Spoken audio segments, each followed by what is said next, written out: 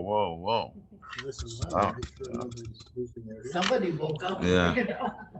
Hello, everybody. Hello. So, recording? Not yet. I have to let them in. So when you hear the doorbell ringing, you'll know that they're there.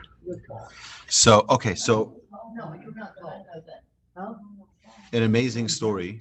There are many stories coming out lately about Rabbi Kanievsky, and his mastery of Torah was just unparalleled.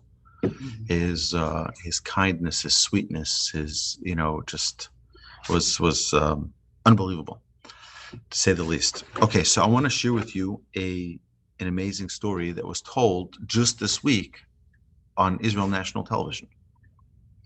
They were interviewing an individual whose son died in the IDF. He was a Golani soldier, which is one of the highest combat units, and he was murdered by terrorists. And on I believe it was May 22nd, 2020.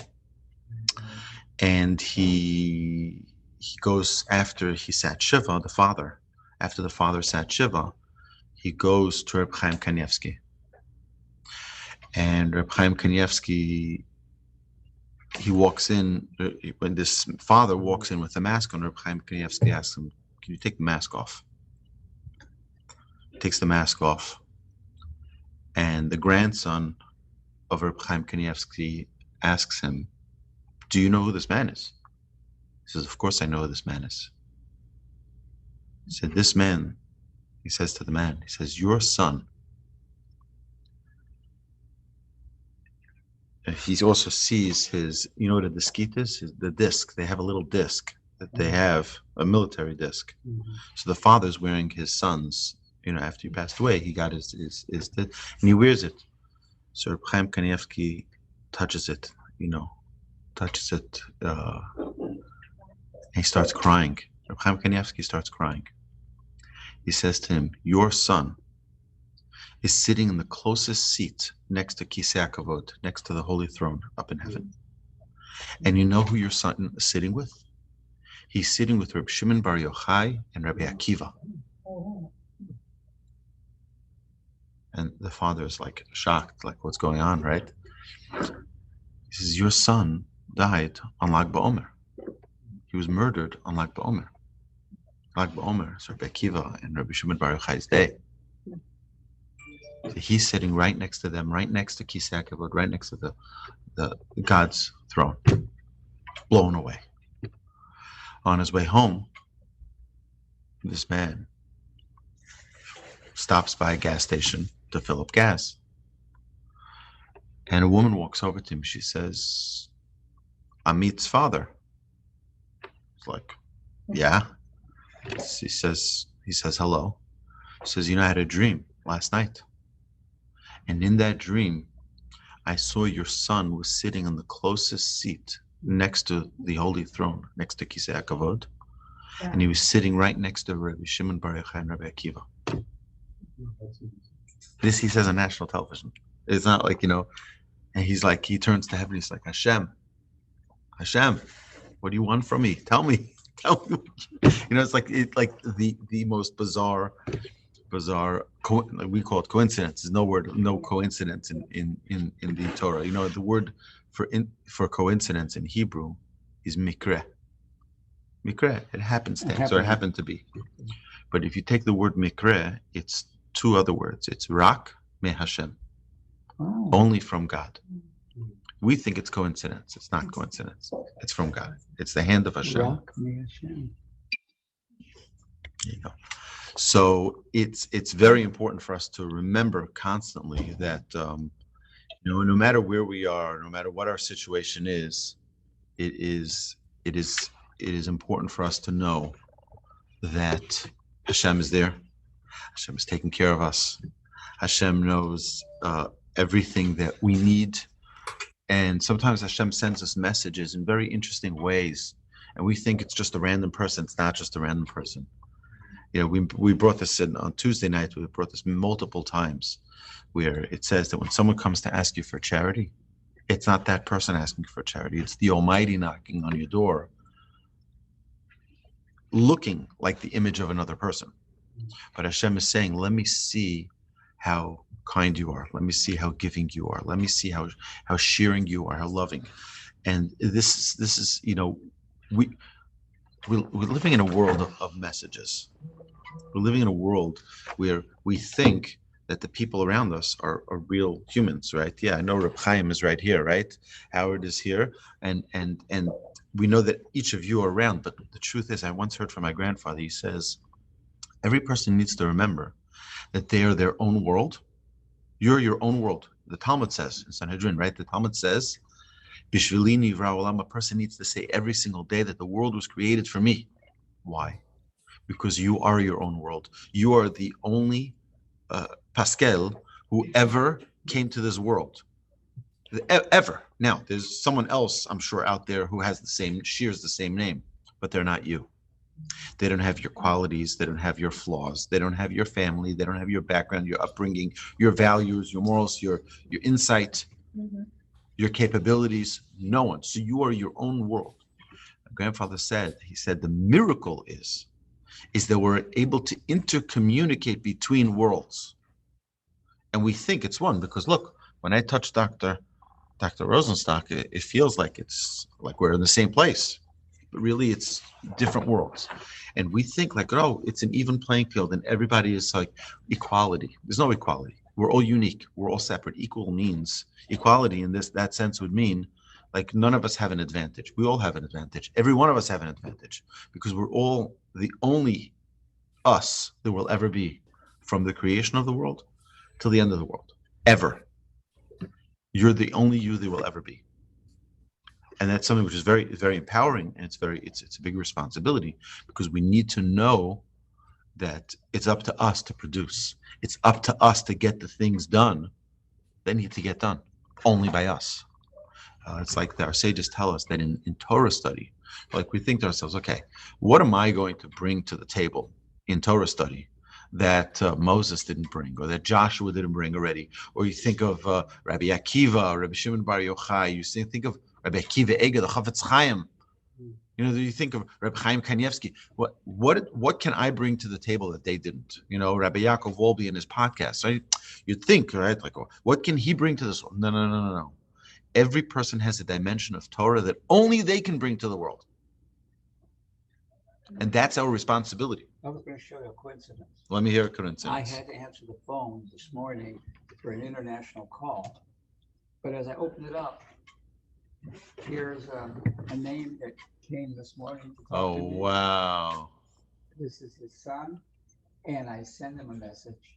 And he's the only one on this Google Duo that I had. I had the other guy that I had to answer this special call for. And as I opened up the thing, it said, don't be greedy. Oh, wow. That's amazing. Answered. You spoke to him? No, I wrote it all, but I haven't. Coincidence? Right. It's only from Hashem. So of course I said amazing. So the most incredible, and this is all an introduction to what I want to do for the next couple of weeks. Typically this is a Talmud class, but it's an us class. It's an us, let's learn and let's grow together. So what I want to do the coming weeks is I want to focus on the Haggadah, because we're going to come to the Seder 3 weeks from now, 3 weeks from tonight. Wow. And we're going to come to the Seder. We need to come prepared. Now, we actually have a Thursday night group. We get together.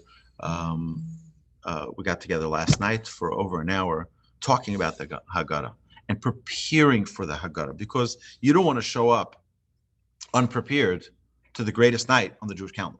Which group is that? I've never heard of that. No, it's just a group in our synagogue, and everyone's welcome to join. If you would like, I'll share with you the information after class. But it's on Thursday night, 8:00. We get together and we talk about it. And it's like a collaboration. It's like everyone just shares their thoughts, their insights. So an idea that came up yesterday is really fascinating. So what is the whole evening of Seder of Pesach called? It's called the Seder. What is it? What is the Seder? Seder means order. Yeah. What is order? You don't see a Seder when it comes to Simchas Torah or to Rosh Hashanah, or to Yom Kippur, or to Sukkot, or to Hanukkah. And typically, by the way, there's not really much preparation that's required for. I mean, there's some preparation for Sukkot, but you can just sit in your neighbor's sukkah. That's fine. But you can't not clean your home. You can't. There's certain things that are just not possible for Pesach. Pesach requires preparation. It requires preparation physically. It requires preparation spiritually. So what's this business of order? So we got into this whole conversation about what does it mean? Why? And by the way, there are 15 parts to the Seder. And everyone repeats those 15 parts. Kadesh, Urchatz, Karpas, Yachatz, and there's songs you can sing to it. And it's why is it important? Why is it significant for us to have this order? Who needs the order? Okay, we'll tell the tale. There's a mitzvah in the Torah, as we'll see. We'll learn this. There's a mitzvah in the Torah for every single person to tell the tale of the Seder, of the Exodus. Even if you're alone.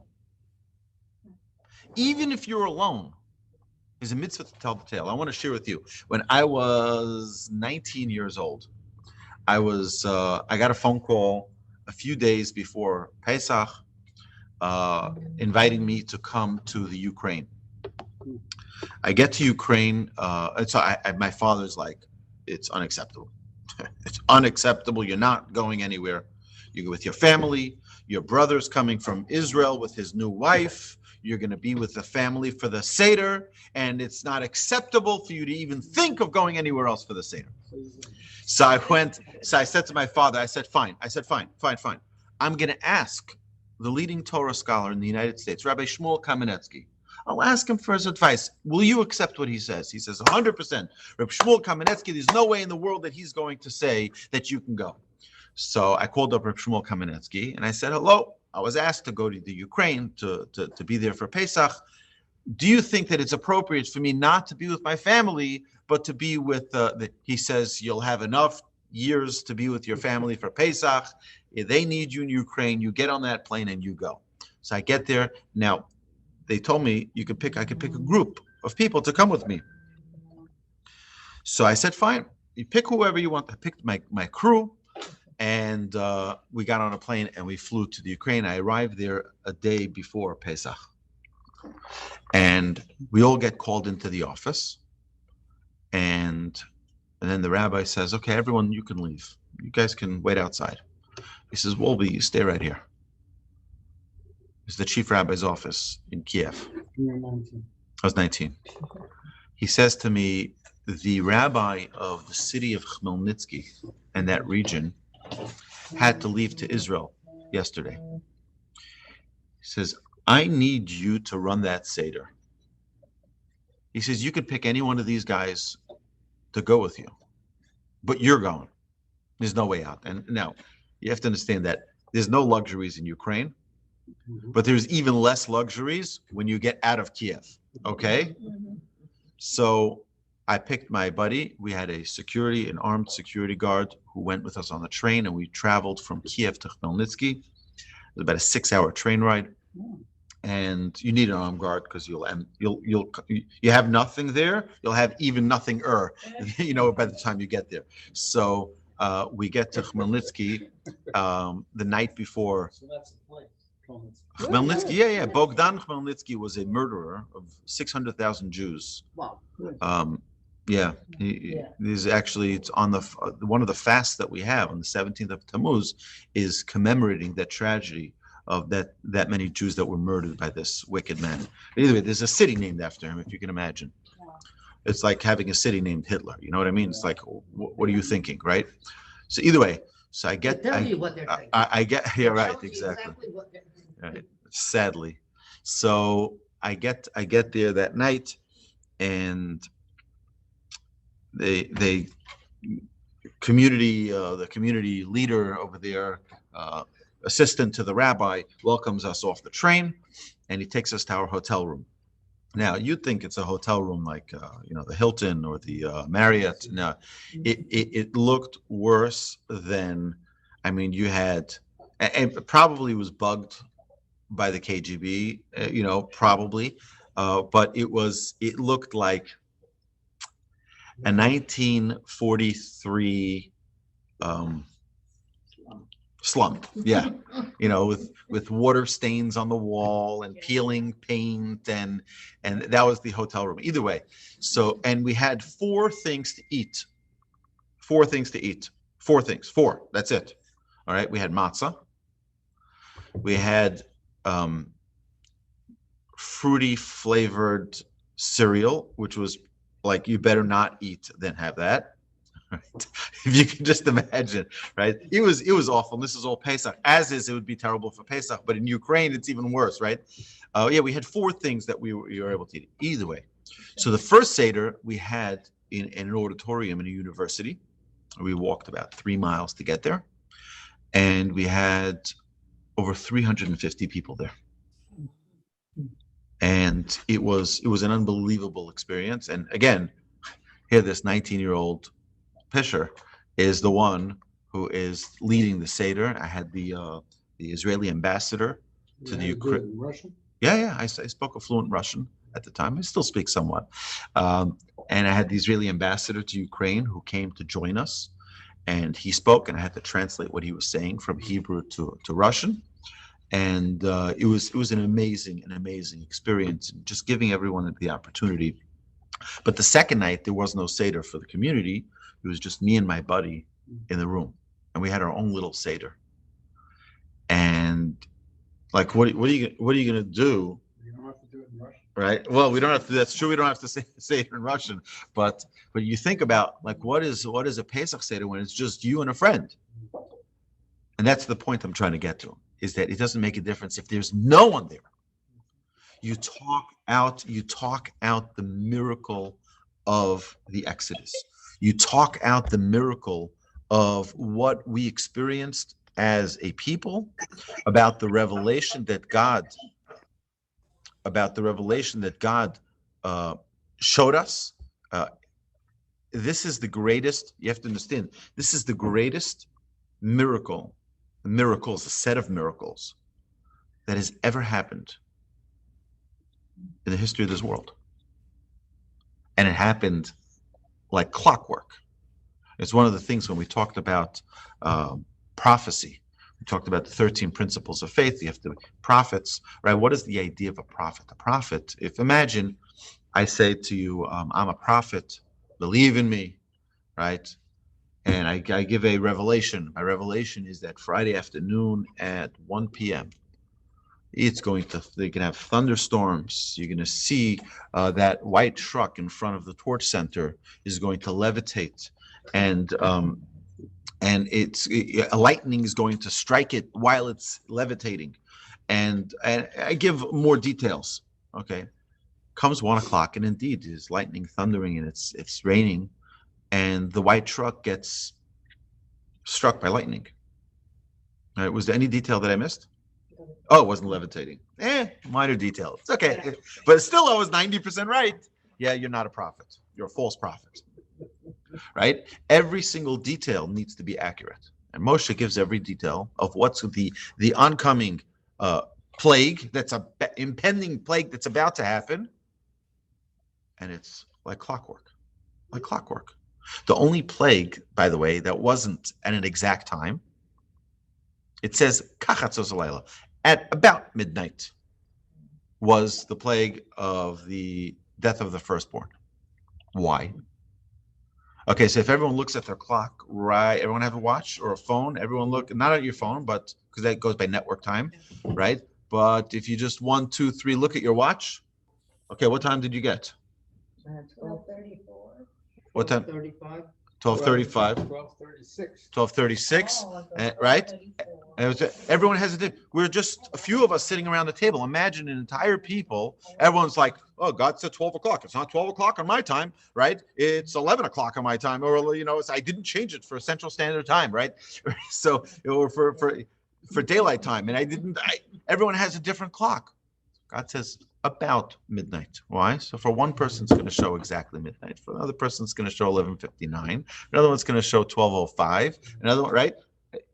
That's a very dangerous thing when you give a specific time. Mhm. It's very dangerous. It's not like we say sunrise. Sunrise is the same sunrise for everyone who's standing at the same place, right? But time is, everyone has their, okay. So the importance of Seder is that not only that God's world operates on order,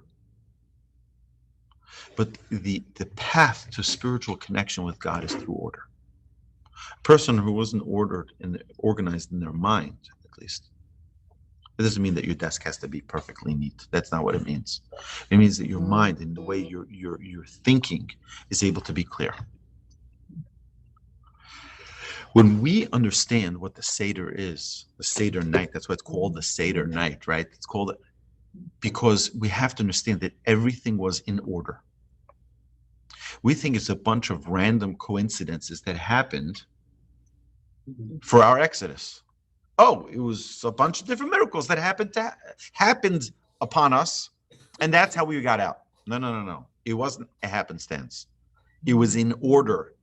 And as an introduction to this, if you think about the Purim miracle, everything fits perfectly. If you read through I love the Megillah. And the reason I love the Megillah is because you see that there's no coincidence.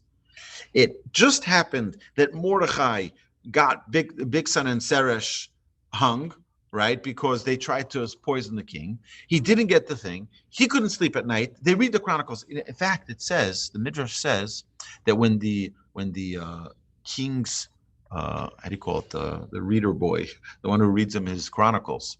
I don't know what you call it. There's what is it called? There's a name for it. But what's that? The scribe is, what is it called? Either way, so when he's reading it, he saw the story of Mordechai, and he tried to change the page.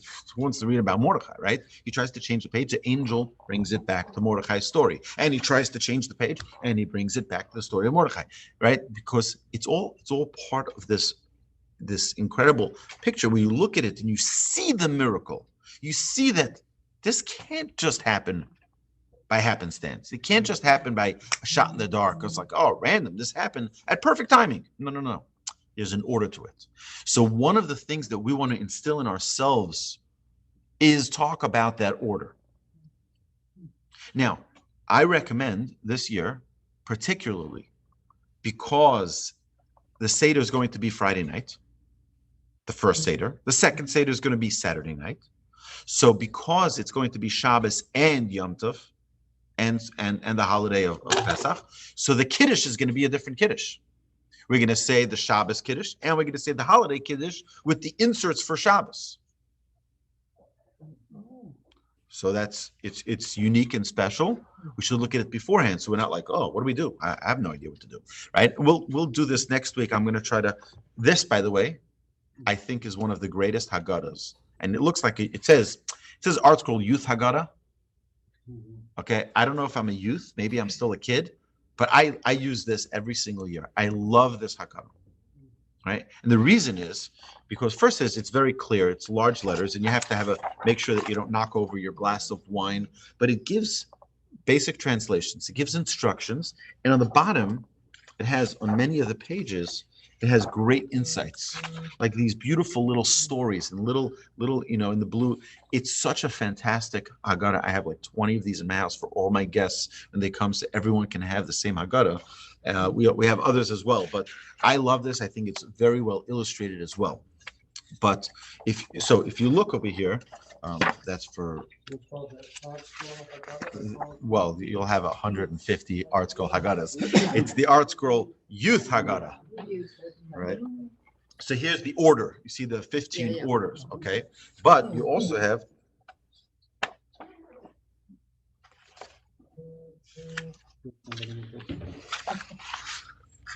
so if you look at Kaddish, Kadesh is when we say Kiddush. We sanctify the day. The first thing we do is you have to sanctify. We do this on Shabbos as well. Sanctify the day, right? We start off with the Shabbos. Then we go to the Borei Pri Hagafen, and then we go to sanctifying the day. But if you see, there are little inserts for Shabbos. Okay? And then we say Shahiano. Shahiano is a very important blessing because we're thanking Hashem for giving us the entire life that we have to bring us to this moment. This moment. You know the greatest time of your life? What is the greatest time of your life? Right now. And this is an opportunity. By the way, this blessing is a very special blessing, and you can say it at many different occasions. For example, anytime you buy a new garment, you buy a new clothes, are you excited about it? You can say the blessing of Shahiano.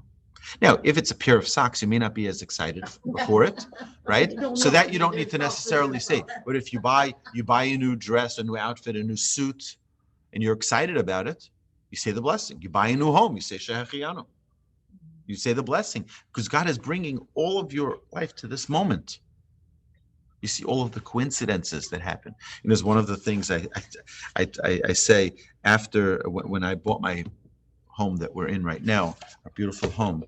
I said I felt that there was a certain assistance from above for that. Why? Why was there a special assistance? Why did I feel like there was a special assistance? Because GDS 10900 Falcon Road. So there is a we all know that when there is a purchase of a property, you buy a home, there are many issues that can come up. You have the inspection issues, and you have the mortgage issues, and you have the approvals issues, and this and that. It's like it's endless the amount of issues that can be there. And we know, if anyone's here purchased a home ever before, you know that it can be very complicated.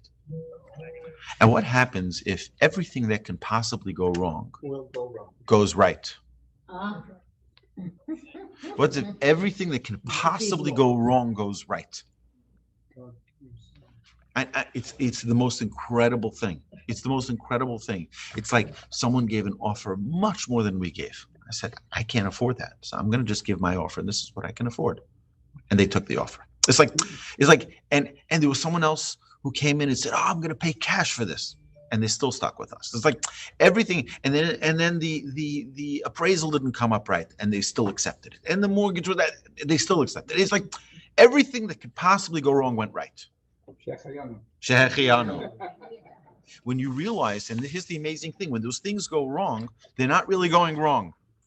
It's Hashem pushing us to get certain things fixed, to get certain things aligned. It may not be in a physical way, it may be in a spiritual way, to prepare us.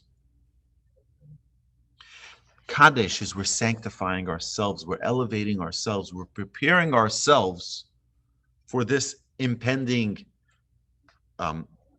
journey that we're having, that we're starting tonight. Before you do Kaddish, I didn't know this. You do the regular Shabbos Kiddush and then you do Kaddish? It's part of it. It's part of the Kaddish is the Shabbos Kiddush. Oh, okay, you don't do both. I know, yeah, okay, right. So you do Kaddish and you get the insertions. And the insertions, it starts, right. I misunderstood you. Now just a beautiful idea is that we hold everyone fills up their glass of wine. And everyone fills up their glass of wine. Now you don't fill up your own glass of wine. Okay? On Pesach, we're all princes. So we don't fill up our own glass. Someone else fills it up for us. Howard's gonna come to my house. There you go, pour it. That's right. Yeah. So everyone fills up their own, fills up someone else's. Okay. Now, another beautiful thing. How do we hold our glass? I have to leave early. I'm so sorry. No problem. Bye-bye. It'll be on YouTube. You'll be able to. Oh, that's right. Thank you. So I saw a beautiful idea last year. And it's funny because, every year, Answer the question. How do you help with that? I'm going to tell you in a second. Okay, good. So every year, the most published piece of liturgy or the most published piece of Jewish literature, period, is the Haggadah.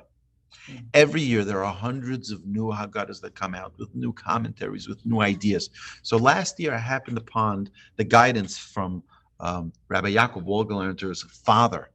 He has a little pamphlet that he put out on some of his customs and some of the things, and he gave an explanation to how we hold the glass. He says you hold it from the bottom holding up with the fingers around it.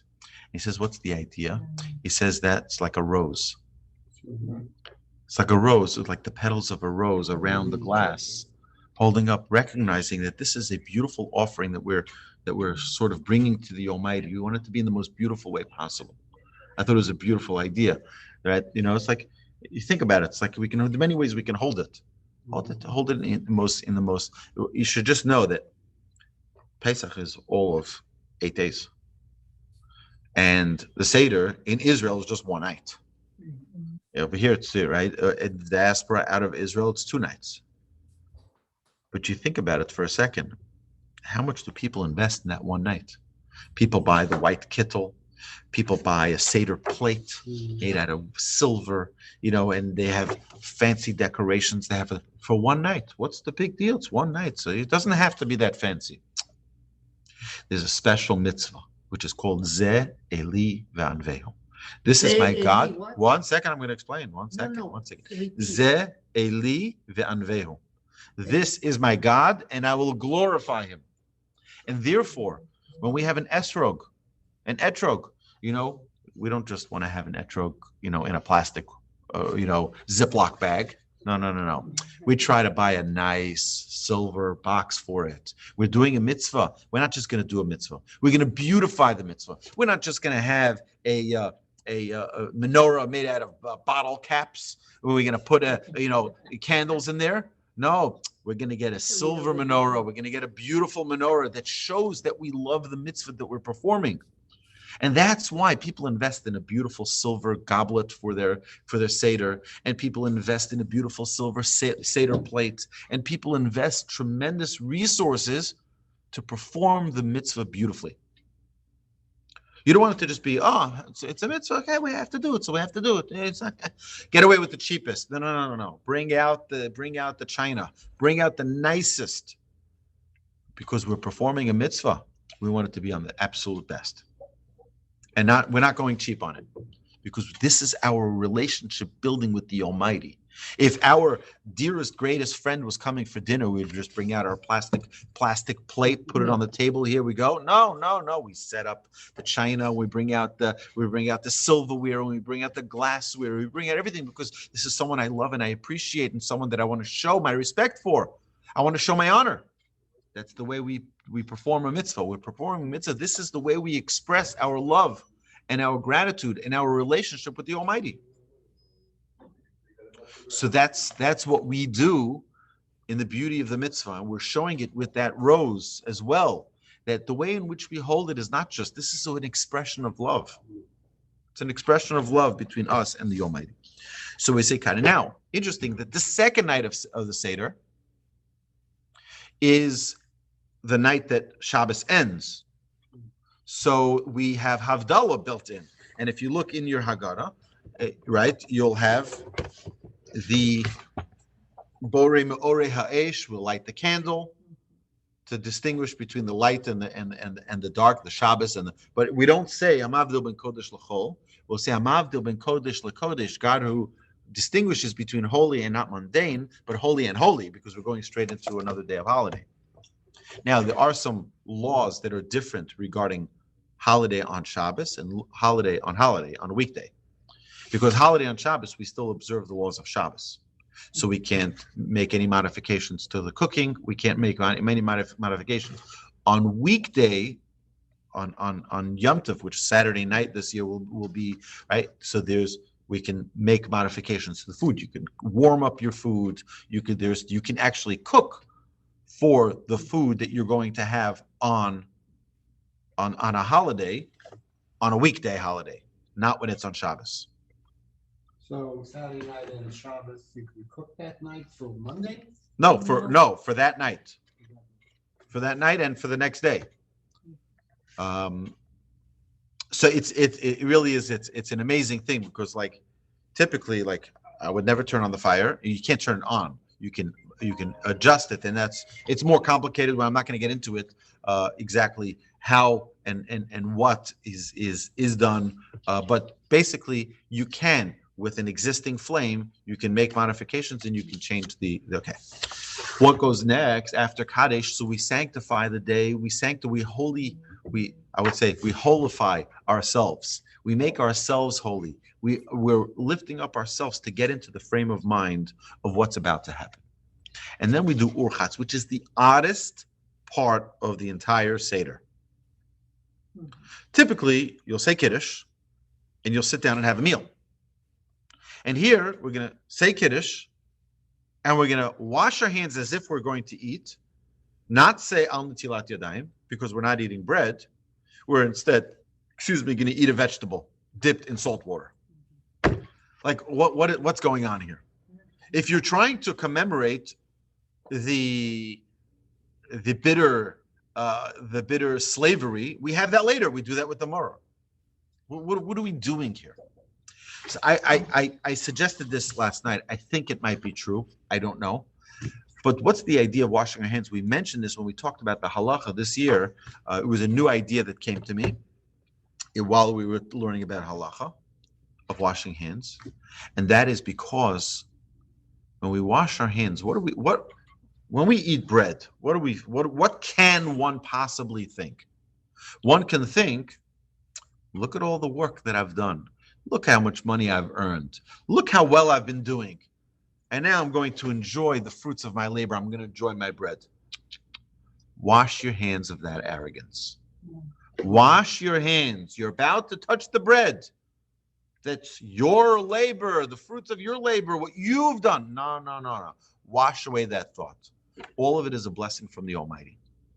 All of it has come to you by God's blessing. Wash away your thought of arrogance. Our sages tell us, what is the difference between matzah and bread? One rises, the other doesn't. One is puffy, one is arrogant, and one is humble. What's the difference between the two? The yeast. Time. Well, not yet. Time. We think with time that look how much I've accomplished. Look how great I am. Don't let the mistake of feeling good about yourself. Don't let that take over your humility. Wash your hands of that arrogance. Wash it. Now, what are you going to have? You're not going to have your regular bread. You're going to have a simple vegetable, which takes no work. You pick it up straight from the ground, you can eat it. Dip it in salt water and remember that it's not your hard work. Of course, we have to work hard. It's an obligation on the Torah to work hard. It's an obligation on the Torah to earn a living, right? To go get a job and to do what's known as parnasah, is to go earn a livelihood. That's part of it. It's a mitzvah in the Torah.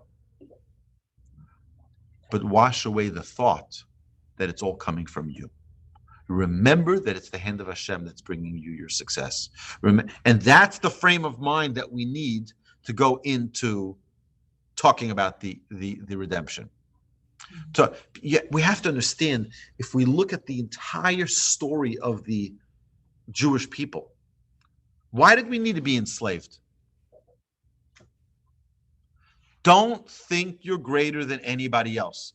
You know how many times we get that email saying all of the accomplishments of the Jewish people.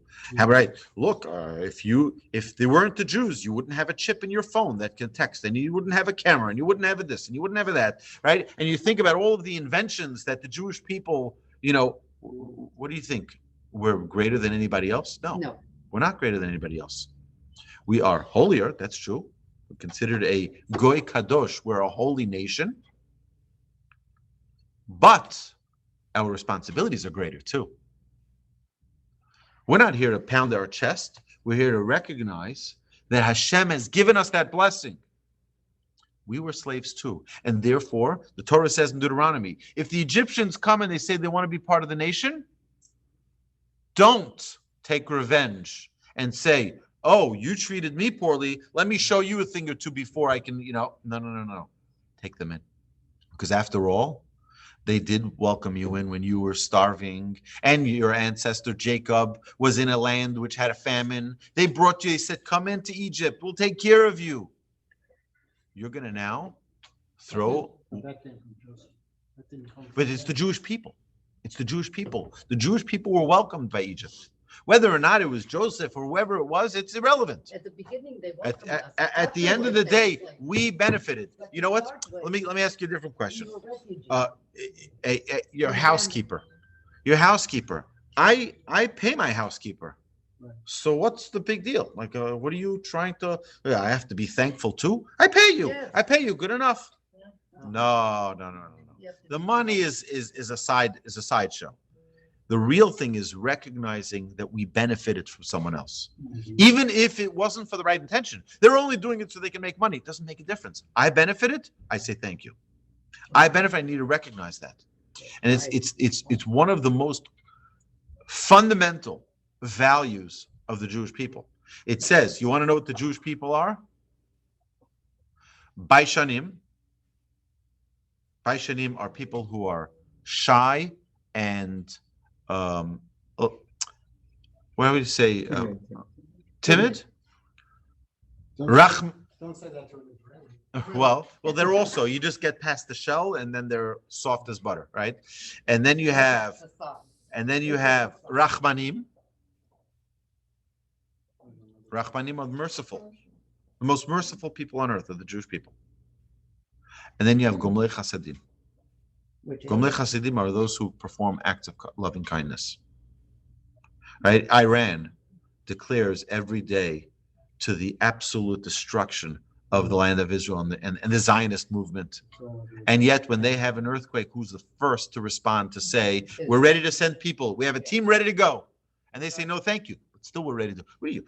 These people declare every day. They wake up in the morning, they say, Allah, help us destroy the Jewish people in the state of Israel. And yet, when they have a tragedy, the first people to volunteer are the Jewish people.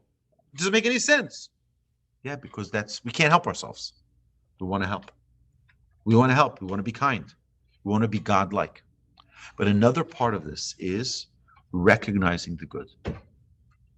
One must recognize the good that you benefit from someone else and never push it away. Never reject the kindness someone has bestowed upon you. In fact, our sages teach us that if you even benefited from one little thing from someone, you're indebted for life. That's it. One little thing. Oh, but do you know what? I've heard this before. It's like someone talking about their ex-spouse. Right? Did you ever benefit? Did you ever love that person? Did you ever have any type of harmony and friendship? Okay, so it didn't end up well. Does that mean that everything was evil? Does that mean that everything you ever see or say about them they're the if you benefited, you have to appreciate. You have to recognize it. This is Hakarat Hakarat Tov, recognizing the good. And okay, so we'll stop here. Oh no, we have some time. We can continue. It seems to me a lot of these topics that you're talking about can have different sides. You think or you state that the Jews always do good, but I'm not understanding it. 1 second. Torah itself tells us that there's 600,000 perspectives to the Torah, right? I'm just sharing mine, right? Now, there's every perspective in the world. You can be optimist, you can be pessimist, you can be, you can be excited, you can be depressed. There's every shape and size in perspectives. That's the beauty of it.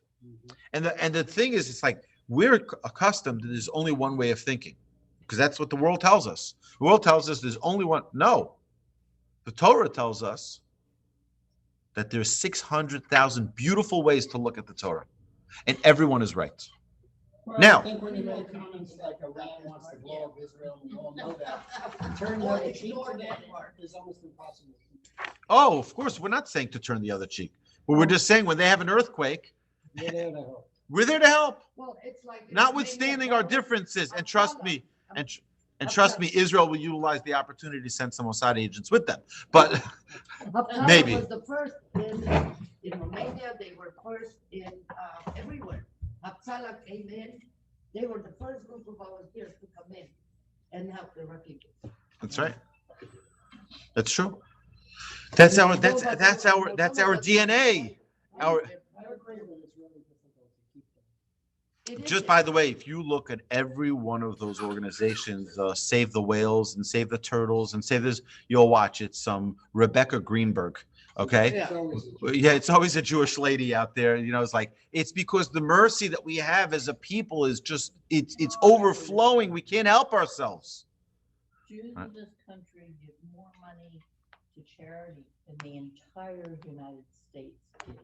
Why do the- Money. That's why- correct. Why do the Jewish Democrats hate Israel? I'd like Because the they're answer good. to that. That's a different question altogether. We're talking strictly charity. Right. Yeah. Jews in this country give more money than the entire rest of the United States. That is They true. didn't. That is true. Sorry to tell you. That's true. My father, if anytime you came to him and said it's for children, If I wanted something, you already have one, you don't need a second one. But you come to him and say, this is for children, and the money would Would go. immediately. All right, my dear friends. So we're for the next 2 weeks, God willing, we're going to continue to do the Seder, the Haggadah. If everyone can bring a Haggadah, any type of Haggadah that you have, and we'll do it together. We can make notes. We can share different ideas so that we can hopefully. It's fabulous. You know, Sure, we have a custom too. We write down all the guests, but the date and the guest and the weather, and for years and years and years, going back to the Maxwell House, we know, maybe they're all deceased already, but we know they're all together. So Oh that's wow, custom. it's very very Look, special. here's Makara. Okay, So, one look second. I just want to say good Shabbos, Bobby. Good Shabbos, Martha. Good Shabbos to everyone here. Thank you so much for joining Good us. Shabbos, Rabbi. Nice Good to Shabbos. see you. Likewise, Thank you. likewise. Bye. Thank you, and have a terrific Shabbos. Thank you. You too. Good Shabbos. Good Shabbos.